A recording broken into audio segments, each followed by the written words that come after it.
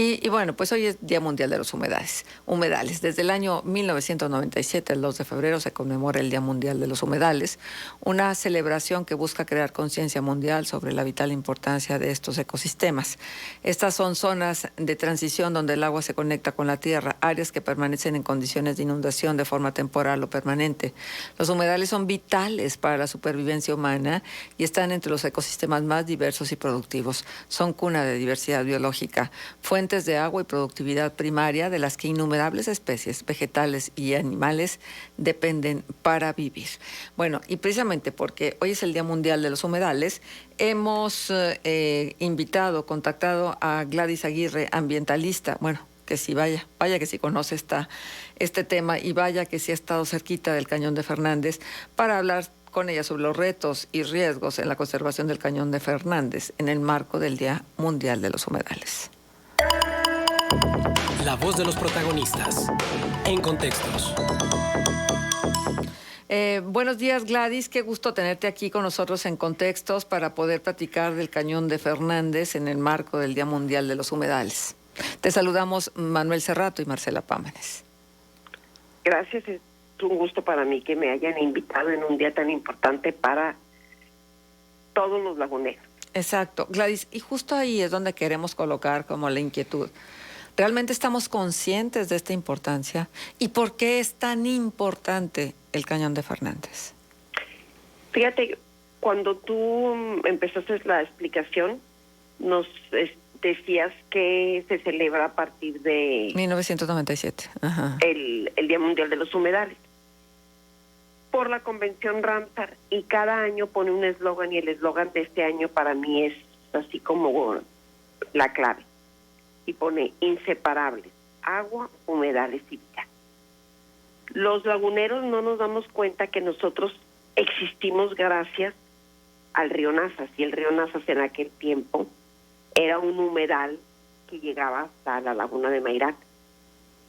Y el poco tramo que todavía se puede conservar con el ecosistema de humedal, que es el que está dentro del Cañón de Fernández, simplemente sigue proporcionándonos una recarga permanente al acuífero. Si nosotros hubiéramos permitido que continuara su trayectoria, no tendríamos los problemas de escasez de agua que tenemos, porque se estaría filtrando. Además, un agua de una muy buena calidad, y no como ahorita que tenemos el problema del arsénico. Entonces, realmente, para los laguneros, tener un humedal es importantísimo, y más porque estamos en el desierto. O sea, salgámonos de este espacio donde el río Nazas nos proporciona su agua, y pues todo es desierto. Es muy difícil la siembra, son muchas cosas. La vida es mucho más inhóspita que donde estamos nosotros. Entonces, no creo que los laguneros tengamos realmente tan claro, por lo menos las últimas generaciones, porque antes pues tan es así que le decíamos el padre Nazas, de la importancia de el humedal que nosotros tenemos. Uh-huh. Exacto. Ahora, ¿de qué área estamos hablando? Las dimensiones de esta área, y si te parece a ti que las disposiciones del cuidado del Cañón de Fernández, sobre todo muy empujadas por ustedes, los ambientalistas, que están tratando de hacer conciencia de la relevancia de la conservación del cañón, han venido haciendo frente a la autoridad. Entonces, cuéntanos un poco al respecto de cuántos kilómetros estamos hablando, y cuál es la riqueza de la vida del cañón. Ayer ponían en algunos grupos unas imágenes que son tremendas. Por una parte se veían unas tortugas divinas dentro del agua del Nazas, en este paraje del cañón, y por otra los famosos racers dentro del río. Claro. Pues mira, la superficie como área natural protegida y como el polígono que está dentro de Ramsar es de 17,000 hectáreas. Pero la parte que comprende lo que es el trayecto del río, y que es en donde está el humedal en sí, son más o menos 35 kilómetros, que no es nada para todo lo que era, pero todavía esa parte se conserva con sus funciones ecológicas. ¿cuáles son los dos grandes riesgos o los riesgos más grandes que tiene esta área? Son el turismo, que se ha incrementado muchísimo en esta temporada de pandemia, y el cambio de uso de suelo. ¿Por qué? Pues el cambio de uso de suelo es porque mucha gente desea irse a un lugar como este paradisíaco, porque además pues, las concesiones son fáciles de obtener, pero lo que quiere es ir a hacer su casa de campo, no es ir a pasar, a contemplar, a cuidar. Y los turistas porque precisamente quieren salir al aire libre, porque además es una recomendación de que si tú vas a salir, sea en lugares más aislados, libres, donde corre el aire y todo eso, y el cañón reúne esas características. Hay cientos de gentes que nunca habían ido y sin embargo ahorita están yendo. El problema es que no están ordenadas, el problema es que dejan mucha basura, y no digamos los que atraviesan con racer y motos, ¿verdad? Y más que se meten al río, que además es una aventura recorrerlo de esa forma. O sea, no lo van a hacer para recorrerlo tranquilamente. Entonces, sí. Por eso es que es tan importante el cuidado. Sí, Gladys, buen día. De las actividades turísticas. Justo en ese sentido, Gladys, buen día, te saludo con gusto, habla Manuel Cerrato. Recientemente que conversábamos también con el subsecretario de Medio Ambiente, Raúl Villegas, sí, a propósito de esta situación de unas personas que estaban allí disparando compostas, un adulto y dos menores de edad, y que fue un caso que Prodefensa del Nazas también puso allí una denuncia correspondiente. Nos hablaba el subsecretario de algunos otros, de algunas otras anomalías, por ejemplo, venta de comida, por ejemplo, también los vendedores de aves. El doctor Francisco Valdés Pérez Gasga también nos ha hecho referencia constantemente a lo dañino que puede ser allí el tema de los nogales, que no es el suelo para ello. Y bueno, esto de los racers y todo lo que ya hemos sabido últimamente. ¿Por qué, pese a la importancia del cañón de Fernández y por qué, pese a que todas estas anomalías están más que detectadas, más que denunciadas, por qué no hay un proyecto integral de vigilancia, de efectivamente meterle recursos para que luego los discursos políticos o los discursos de los funcionarios no vayan siempre en el sentido de que es que no hay la posibilidad de que 6 vigilantes que son abarquen todo, no se ha generado conciencia? Es decir, ¿por qué no ha habido acciones como más concretas, Gladys? Porque la voluntad política debe de ir acompañado de recursos económicos. Y no los hay, no hay dinero. No. O sea, es muy fácil decir que se quiere hacer, pero y que se compromete, y los laguneros somos testigos de que eso nos ha pasado muchas veces con los gobiernos centrales, que una cosa es decirlo y otra cosa es hacerlo. Y si tú no acompañas tu propuesta con un apoyo económico, pues no se va a ejecutar, ¿verdad? Sí, claro. Mira, los 2 únicos vigilantes que hay los paga el municipio de Lerma. Que nosotros, cuando Prodenazas era el responsable, o era el administrador del cañón de Fernández, lo que hicimos fue gestionar con el municipio, y afortunadamente ya han pasado varias administraciones y han continuado con esas 2 plazas. En esta administración llegaron en un momento a ser 3 y 2, pero se han continuado. Pero es insuficiente, y aparte sí se necesita gente que esté en determinado lugar pues todos los días. Sí, en las entradas principales, cosa que no hay, porque los vigilantes no es su función, los que están ahorita del municipio, hacer eso. Entonces está muy complicado mientras no haya un recurso. La otra cosa es que hay muchas otras cosas que sí se pueden regular y que desde la autoridad estatal, que son los que están enfrente de la protección y el cuidado del área protegida, se pueden hacer. Puedes ordenar, por ejemplo, los lugares que ya están, que particulares tienen para recibir turismo, Eso se pueden ordenar cómo debes de recibirlos, cuántos puedes recibir, con lo de la pandemia. Puede regularse, muchas otras cosas se pueden regular. Los pajareros siempre se han tenido y sin embargo se han logrado en bastante, por lo menos mientras estábamos nosotros logramos detener esa extracción de aves para la venta. Ujú.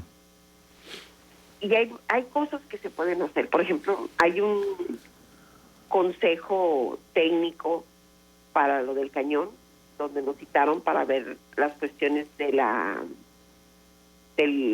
vigilancia. Pues lo primero que tienes que hacer es empezar con un diagnóstico.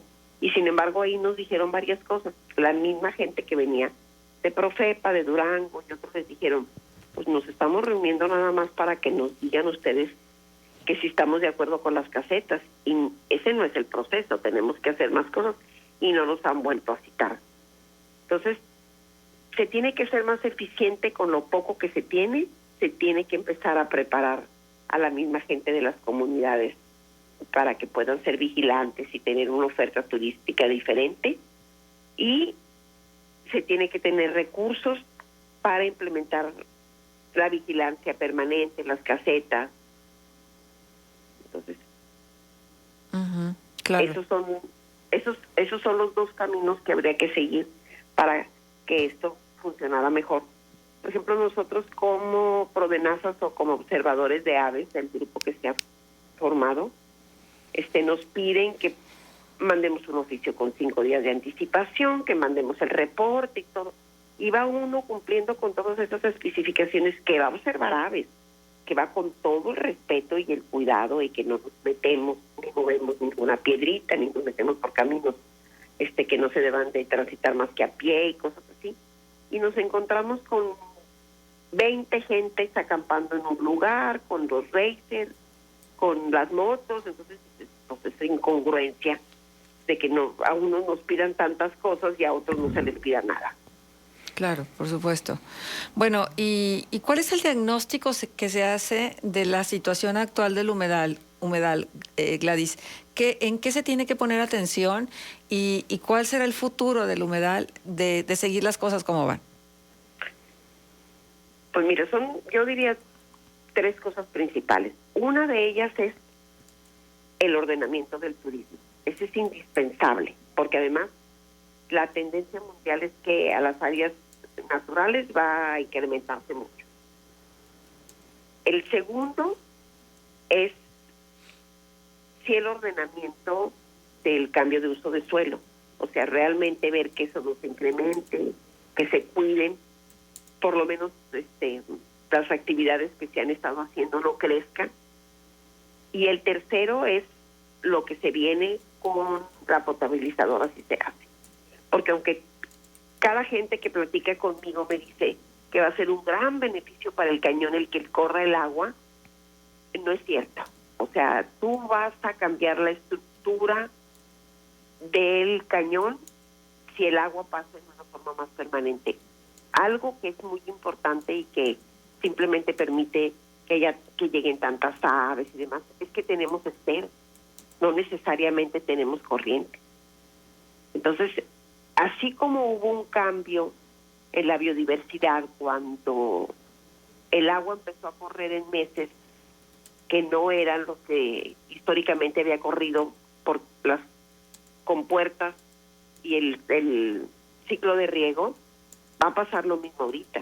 Va a haber cambios muy importantes y significativos que la verdad no lo sabemos, porque hasta que suceda va a pasar, pero definitivamente va a pasar. No va a ser lo mismo que tengan esos esteros, que consigan alimentación, que el agua esté permanentemente corriendo. Uh-huh. Claro. Ahora, déjame preguntarte algo también. ¿Tienen un censo, un conteo de las especies que habitan el cañón, de los árboles que existen? ¿Cómo hacen para saber si realmente se han conservado o se ha disminuido la riqueza en este sentido? Pues fíjate que nosotros mandamos a hacer un estudio hace como unos 8 años, en donde sí se veía digo, todo fue por satélite y sí se veía cómo ha ido degradándose la vegetación, sobre todo en especies como los ahuehuetes o en superficies. El humedal en sí no ha disminuido, pero sí se ha degradado porque tenemos especies invasoras que ocupan su espacio. Por ejemplo, ¿cuáles? Bueno, además del ser humano, ¿verdad? Que somos los invasores. ¿No? Claro. Eso es el peor. No, tenemos las lilas, las moras, Ujú. tenemos la chicura. Entonces, como son especies muy agresivas, mira, el mismo carrizo es una especie invasora. Afortunadamente, el carrizo es aprovechado por el humano y entonces no es tan invasor. Y luego hay otras especies acuáticas como el langostino y todas las especies de peces que se introducieron para la La comercialización, pesca. Ujú. como la mojarra todas esas son invasoras. Claro. Sí, en aras de la piscicultura, ¿verdad? Sí. En fin, bueno. Nos dicen lo siguiente y me parece importante que tú escuches este comentario sobre el tema de la falta de recursos públicos para el cuidado de los humedales que están abordando. Yo les diría que el cuidado, cita textualmente a Andrés Manuel López Obrador, el cuidado de la naturaleza es una acción fifi propia de los conservadores. Quieren conservar el entorno natural y una moda heredada del régimen neoliberal. Para esas cosas no habrá recursos porque 1, no generan votos ni redes clientelares político-electorales. 2, no se prestan a que los políticos hagan negocio que los beneficien. Propongan un tren Irritila y verán que sí habrá recursos. Esto es lo que nos dice Roberto Carlos Robles. Muchas gracias, Roberto Carlos, por el comentario. Me parece Saludos a adecuado este recordatorio de lo que en algún momento dijo el presidente. Aunque en este caso, digo, se ha retractado y ha vuelto a decir muchas cosas. Pero Bueno, en así este como dice caso, una el cosa, dice la recurso otra. es estatal, Sí. Ajá. porque es un área protegida To- estatal. En este caso es estatal. Totalmente, pero si desde la federación no se percibe como una necesidad del otorgamiento de los recursos, pues no los incluyen en los presupuestos, Claro. en el diseño de los presupuestos de egresos, y entonces Claro. resulta que en lugar de tener un poco más, pues tienen menos. Así es. ¿Verdad? En fin, Gladys, bueno, pues obviamente en estos momentos no se puede hacer absolutamente nada como para tener presente el día, pero no quisimos dejarlo pasar y ojalá y que hagamos conciencia de lo que significa contar con esta riqueza tan próxima a este entorno Sí. urbano nuestro. Muy bien. Y lo último sería, tener un humedal en el desierto es una joya invaluable. Así es, Claro. así es. Bueno, pues Pues muchas muchas gracias, gracias, Gladys. Lupe. Te Adiós, mandamos un Lupe. abrazo y el agradecimiento por estar con nosotros. Muchas gracias a ti. Bye. Hasta luego. Gladys Aguirre estuvo con nosotros hablando precisamente del Cañón de Fernández en el marco del Día Internacional, el Día Mundial de los Humedales. Son las 8:20. Vamos a ir a la pausa. Contextos.